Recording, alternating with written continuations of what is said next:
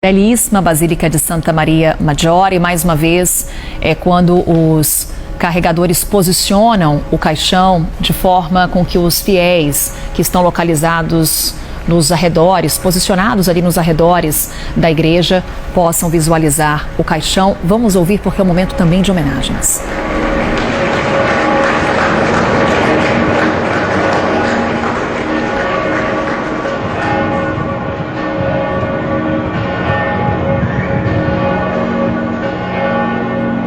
Aplausos, o badalar dos sinos, é a despedida dos fiéis ao Papa Francisco. E agora então o caixão será levado para o interior da Basílica de Santa Maria Maggiore, local escolhido por Francisco para o seu sepultamento. O túmulo já foi preparado, fica no nicho do corredor entre a Capela Paulina, onde costumeiramente ele fazia suas orações, e entre a Capela Sforza.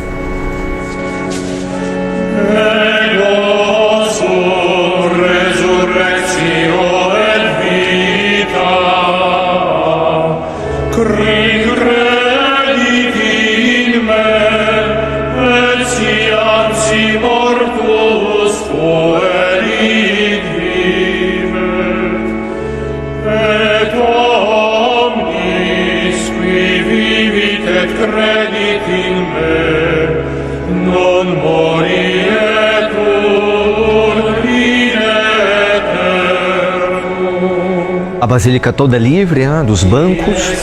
Pode ser que quem nos acompanhe faça esse questionamento: como é a igreja? Cadê os bancos? Mas justamente por conta do cerimonial e também por conta das visitas, Basílica de São Pedro também. Quem visita a Basílica de São Pedro geralmente não se depara ali com os bancos por conta da transição de inúmeros fiéis e também os turistas que passam por Roma diariamente. Eu destaco aquela imagem que víamos há pouco, uma imagem de Maria carregando Jesus. Era diante dessa imagem que o Papa Francisco fazia as suas orações. Repito a informação que vamos destacando aqui durante a nossa cobertura. Francisco escolhe essa igreja porque era ali que ele ia sempre antes e depois de uma viagem apostólica. E era diante daquela imagem que ele orava. E é próximo àquela imagem que fica na Capela Paulina que estará o túmulo de Francisco. Já preparado, um túmulo simples, repito, sem grandes decorações, túmulo de mármore da Itália, uma região de onde parte de sua família nasceu. E aí, mais uma vez, em destaque, a imagem que eu comentava, uma imagem de Maria carregando Jesus, que, segundo a tradição católica, foi pintada por São Lucas. E que diz muito, Railson. Salus Populi Romani, mãe do povo de Roma.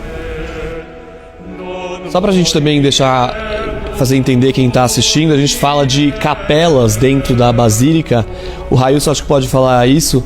Dentro de uma Basílica existem várias capelas, Nos cantos da Basílica, a gente vê isso muito na Basílica de São Pedro.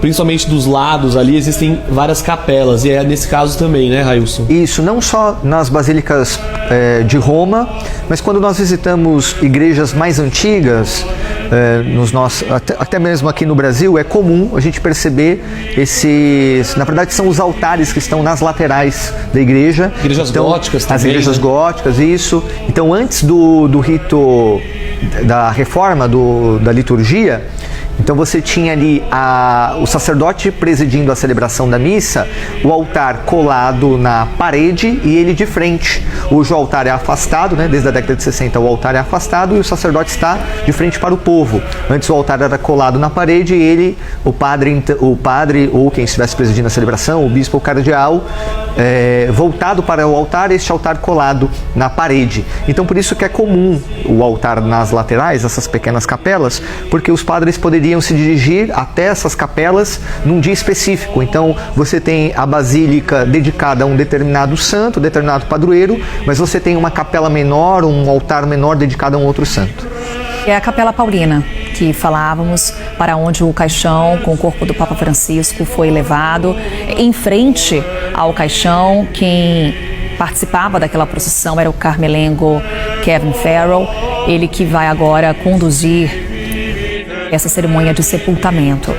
Ainda temos as imagens ao vivo, mas em instantes o Vaticano já não divulgará mais as imagens. Teremos uma cerimônia de sepultamento privada, como é de praxe na igreja. E sobre essa questão da capela, nós temos, não sei como que vai ficar por conta do testamento de Francisco, mas sobre onde está o túmulo pode ser erguido um altar. Então o futuro Papa, outros sacerdotes podem rezar diante deste altar, né? Então, como Francisco pediu um túmulo simples e no chão, penso eu então que eles não vão erguer um altar, né, para que a missa seja rezada diante do seu túmulo. E aí crianças que depositam flores em homenagem ao Papa Francisco, também com esse simbolismo da renovação. Francisco que dizia que o jovem não é o futuro, é o agora da igreja. Então, sempre valorizando, destacando a colaboração intergeracional. Nós destacávamos agora há pouco o Francisco próximo dos jovens, mas vale recordar que em 2020 ele criou o Dia Mundial dos Avós, para que pudesse ser celebrado por toda a igreja, em sintonia com a festa de São Joaquim e Santa Ana, que a tradição apresenta como os avós maternos de Jesus. Então Francisco falava muito dessa colaboração intergeracional, dos jovens aprenderem com os mais idosos, os idosos também aprenderem e valorizarem a sabedoria dos jovens. Que poder que tinha Francisco de falar com as várias gerações, expondo as fragilidades da velhice, inclusive nos momentos em que estava com a saúde mais debilitada, e também conversar com os mais jovens. Quando o Papa Francisco veio pela primeira vez